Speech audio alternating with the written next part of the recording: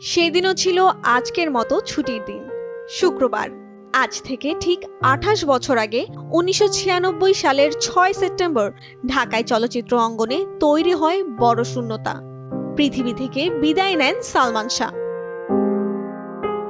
সালমান শাহর পারিবারিক নাম শহীদ চৌধুরী মোহাম্মদ শাহরিয়ার ইমন। ১৯৭১ সালের ১৯ সেপ্টেম্বর সিলেটের জকিগঞ্জ উপজেলায় চলচ্চিত্র অঙ্গনে পা রাখেন কেয়ামত থেকে কেয়ামত সিনেমা দিয়ে, যা ১৯৯৩ সালের ২৫ মার্চ মুক্তি পায়। এরপর ঢাকাই সিনেমায় নিজেকে অপ্রতিদ্বন্দ্বী হিসেবে গড়ে তোলেন। তবে তিনি বেঁচে থাকবেন কেয়ামত থেকে কেয়ামত, তুমি আমার, অন্তরে অন্তরে, বিক্ষোভ, প্রেম যুদ্ধ, দেনমোহর, স্বপ্নের ঠিকানা, আঞ্জুমান, বিচার হবে, এই ঘর এই সংসার, স্বপ্নের পৃথিবী, সত্যের মৃত্যু নেই, জীবন সংসার, মায়ের অধিকার, চাওয়া থেকে পাওয়া, আনন্দ অশ্রুর মতো ব্যবসা সফল চলচ্চিত্রের ভেতরে নিজ অভিনয় গুণে।